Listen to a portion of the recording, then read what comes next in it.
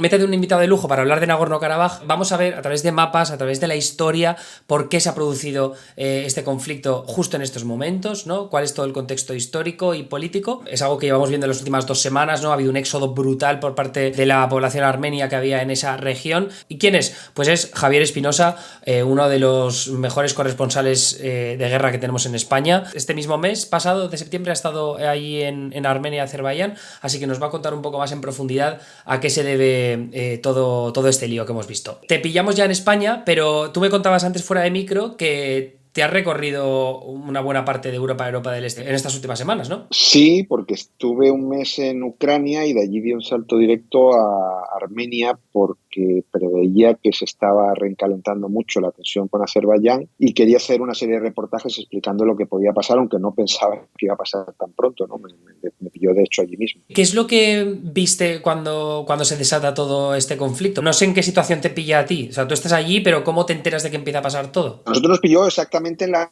frontera con Irán, porque estábamos haciendo un reportaje sobre lo que yo pensaba que iba a ser el gran conflicto, que en realidad no es el conflicto de Nagorno-Karabaj, que es parte de ese problema, pero una parte que podríamos considerar menor, si es que se puede considerar así, dado las imágenes que hemos visto en los últimos días, de lo que podría ser la confrontación directa entre dos estados, como son Armenia y Azerbaiyán, ¿no?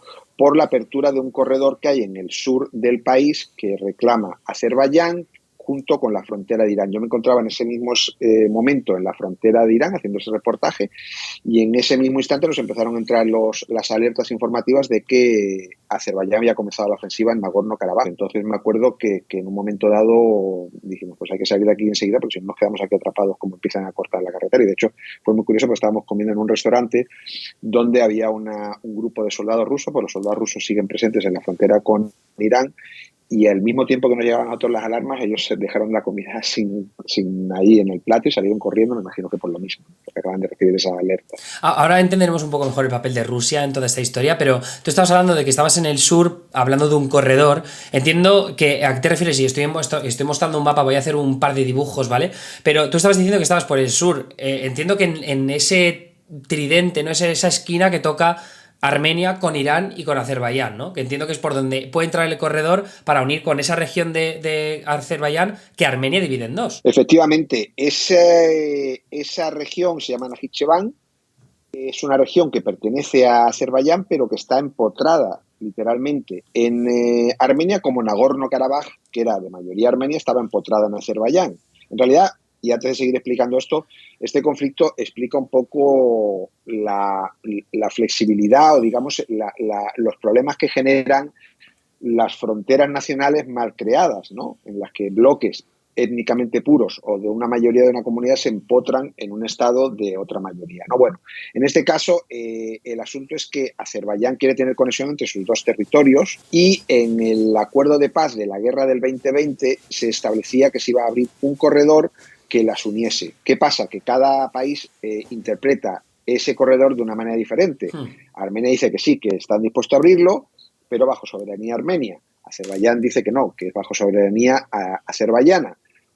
Por supuesto, claro, un corredor que atravesase Armenia bajo soberanía azerbaiyana partiría el territorio armenio, con lo cual estratégicamente es muy difícil de defender dentro de lo que es la política armenia, ¿no? Oye, ¿y eso no es una excepción excepcional, valga la redundancia, el hecho de que sean los azeríes chiitas y los iraníes también y haya un conflicto entre ellos? Porque se supone que suele haber como mucha concordancia, ¿no? Entre comunidades chiitas, como vemos en otros conflictos de Oriente Medio. Pues no, en este caso, como podemos ver, es una rivalidad, pero hasta el punto de que Azerbaiyán es un estrecho aliado de Israel, mientras que Irán es un Enemigo declaradísimo. conocido enemigo de Israel, con lo cual es una doble línea roja para Irán por el hecho de que tendría a las puertas de su territorio una nación aliada con Israel, repleta de los servicios de información de Israel, que le suministra armas, que se entrena con ellos. Quiero decir, eso es inaceptable para Irán. Comentabas lo de las etnias, ¿no? O las regiones que están pobladas por etnias puras, de alguna forma.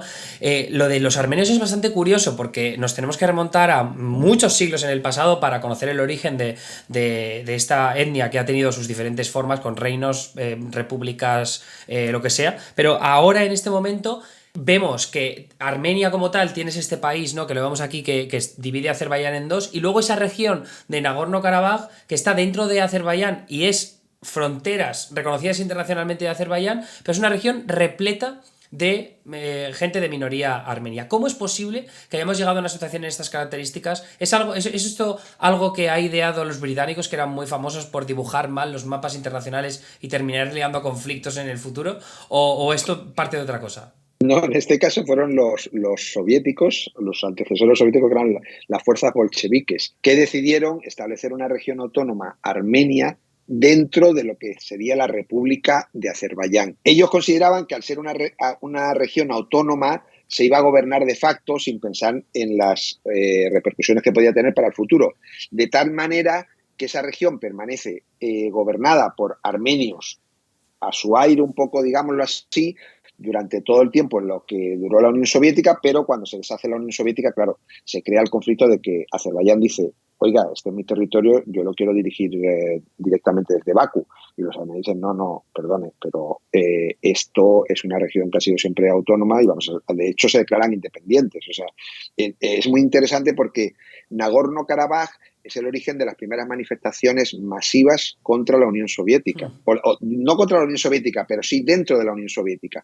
Porque el movimiento que pide la unificación de Nagorno-Karabaj con Armenia se genera en 1988, antes de la caída de la Unión Soviética. Es un movimiento súper amplio que desencadena masacres en ambos lados, gravísimas, que obliga a intervenir a la Unión Soviética, que envía al ejército o activa sus fuerzas en la zona, y que podría ser un antecedente de lo que supone la desestabilización que después se agravó con la guerra de Afganistán, que provoca la caída de todo el imperio o esa estructura que ya era la Unión Soviética, ¿no? He encontrado una foto en la que habla de la minoría armenia en 1914, como la gente de Armenia estaba repartida por Turquía, también por esa parte de entre el mar Caspio y el mar Negro, y sin embargo ahora están todos como mucho más recluidos, es Nagorno-Karabaj y luego lo que es Armenia per se, ¿no? ¿Qué crees que necesita saber alguien que no sepa sobre el genocidio armenio o sobre la historia de la población armenia? ¿Qué es lo que crees que hace falta saber para entender un mapa de estas características? Que ves cómo se ha concentrado muchísimo más la población de este tipo de etnia. Necesitan saber eso, que fue un estado que tenía unas dimensiones inmensas, o sea, que estaba muy extendido, que se ha reducido a la mínima expresión y que el genocidio les ha marcado, como marcó al pueblo judío, como marcó al pueblo kurdo, por generaciones y generaciones y generaciones, porque fue algo terrible. Fueron no solamente ya las masacres, sino las marchas que se hicieron, en las que murió casi más gente que la gente que fue masacrada, ¿no? Yo recuerdo que mucha de esa población terminó en Siria, en la zona de Deir el-Zor. Los mandaban hacia allá y durante toda esa caminata iban muriendo gente. Curiosamente, en Siria se erigió un monumento a la memoria de la masacre de los armenios, que después fue destruido por el Estado Islámico cuando ocupó esa zona y al que nunca se ha vuelto a poder acceder. O sea, el gran monumento que, digamos, representaba el símbolo de lo que fue el genocidio armenio fue una vez más destruido por las fuerzas fundamentalistas de aquella época. El genocidio siempre va a estar muy presente en la memoria colectiva de los armenios. Va a ser muy difícil que lo superen, sobre todo porque Turquía no lo ha reconocido. Sigue sin reconocer que hubo ese genocidio, con lo cual es imposible que avancen en ese momento, ¿no? Que avancen en la unificación de pareceres, porque Turquía dice que no, que lo que hubo confrontación entre comunidades, no. Todos los historiadores y todos los testigos vieron que al final, evidentemente, los armenios se defendieron, algunos se defendieron, muchos no se defendieron, pero también se defendieron los judíos en algunos sitios, pero eso no quiere decir que no hubiese holocausto, evidentemente que lo hubo. De todas formas, o sea, eso me genera un montón de preguntas acerca de qué es lo que pasa con una ciudad que está dentro de Nagorno-Karabaj y que de repente se vacía de armenios y entran azeríes que igual estaban hace muchos años, ¿no? Pero no sé si ahora es una nueva generación o qué pasa, que ocupan casas que han dejado vacías los armenios. O sea, ¿funciona realmente de esa forma? Funciona así, efectivamente. En el año 2020, durante la guerra del 2020, una de las ciudades que perdió Nagorno-Karabaj, los armenios de Nagorno-Karabaj, fue Shusha, porque no se ponen de acuerdo ni en los nombres de la ciudad. Primero fue una ciudad mixta en la que había población armenia y población azerí. Los armenios ganaron, masacraron a los azeríes y los echaron. Antes había habido más masacres, no era la primera. Pero bueno, en cualquier caso, esa ciudad se convierte en una ciudad de mayoría absoluta armenia. Cuando la pierden, armenios abandonan esa ciudad y ahora mismo ya era una ciudad de mayoría azerí. De los azeríes que habían echado, que vivían por el resto del territorio azerí, volvieron en el 2020 y ya era ahora mismo una población azerí. Con lo cual, ¿qué va a pasar? Que la misma población de desplazados que ya está por ahí volviendo del resto de Azerbaiyán va a ocupar lo que es la ciudad vacía de Stepanakert, que ahora se llama Kakendi, cada cual lo da su nombre, y la repoblarán con azeríes, como ha pasado durante toda la historia. De la misma forma que hay gente que ahora va a repoblar esa zona de Nagorno-Karabaj, perdón, luego tienes, que son decenas de miles seguro, no sé si varios cientos de miles de personas que se van al éxodo de Nagorno-Karabaj y ahora tienen que asentarse en Armenia.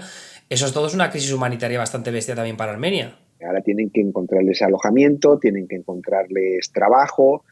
Por ejemplo, la ciudad de Goris, que es el punto de entrada, lo que era el punto de entrada a Nagorno-Karabaj, está totalmente desbordada por la afluencia de refugiados, ¿no? O sea, todos los hoteles están ocupados por refugiados, que ya pasó en la guerra del 2020. En la guerra del 2020 se produce el mismo éxodo, lo que pasa es que después volvieron.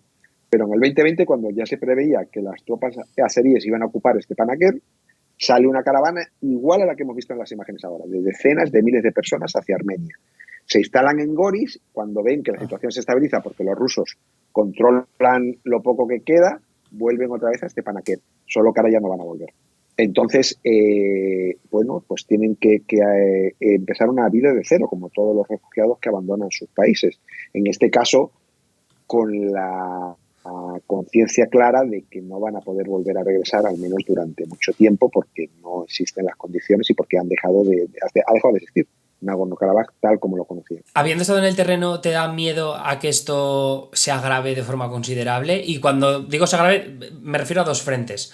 Por un lado está el frente de la posible limpieza étnica y por otro un conflicto mayor, ¿no? A más gran escala, que decidan los azeríes echarse al sur de Armenia para poder hacer esa conexión entre la región... ¿Cómo se llama la región que estaba al sureste? Se me ha olvidado. Nakhchivan. Sinuik. Nakhchivan es la que está al este y después la del corredor es Sinuik. Que es el territorio, que es el sur de Armenia. Sinuik es como una protuberancia que sale hacia el sur que une con Irán en el mapa. Sí, efectivamente, ese es el gran problema geopolítico con el que nos encontramos porque digamos que el declive de Rusia está creando todo un vacío de poder. La historia nos dice que los vacíos de poder se rellenan a golpe de golpes, o sea, a golpe de catástrofes y de guerras y de violencia, ¿no? Por desgracia. Para colmo existe un gran desbalance militar entre lo que es el poder ahora mismo del ejército de Azerbaiyán y lo que sería el ejército de Armenia, con lo cual ellos acaban encima de ganar una guerra en un solo día, con lo cual están totalmente empoderados. Estoy enseñando un mapa de Wikipedia que es bastante ilustrativo de lo que estás diciendo, que se ve como lo que es la Armenia, que está en color amarillo, luego tienes unos puntos rojos de territorio que le ha ido comiendo a Azerbaiyán en los últimos años. Les han quitado, no sé si eran 150 kilómetros cuadrados o algo así. Y además es que es muy, muy visual porque ves los puestos de cada uno con sus banderas, o sea, ahí marcan como, ¿sabes? Aquí me pongo bandera, aquí enfrente está la otra, y ves las posiciones de unos y otros, pero súper cerca. Por ejemplo, en Kapa, que es una de las grandes ciudades de Armenia, el aeropuerto estará metros o 200 metros de una posición azerí, hasta el punto de que en el último enfrentamiento con una pistola lo paralizaron al aeropuerto, le pegaron un tiro con un Kalashnikov, le dieron una ventana y pum, se tuvo que suspender todos los vuelos, evidentemente. Porque está al lado, o sea, es una obra, el que la construyó no tenía mucha idea de estrategia o de tener una visión del futuro un tanto optimista. Mira, Kapán, aquí ya lo he encontrado. Es que, claro, estás diciendo los nombres de las ciudades y estoy intentando localizarnos en el mapa. Sí. Pues por ahí pasas, esa es la carretera que yo decía que pasamos a toda prisa, porque esa carretera está justo al lado de todas las posiciones azeríes, con lo cual simplemente con que uno saca la pistola y le dispare 2 tiros al primer coche que pasa, ya se paraliza y te quedas atrapado. Todo el sur queda bloqueado. No hay ninguna otra carretera, tendrías que ir a través de la montaña. Entonces, sí es muy posible que este conflicto derive en un conflicto mucho mayor. Los azeríes llevan meses diciendo que van a abrir ese corredor y además llevan diciéndolo literalmente, o se abre por las buenas o se abre por las malas. El Aliyev lo dijo, o lo abrimos con el acuerdo de Armenia o lo abriremos por la fuerza. Pues nada, Javier, seguiremos muy atentos a tus crónicas y nada, espero que vaya todo muy bien. Ten cuidado, eso sobre todo. Venga, muchísimas gracias a ti.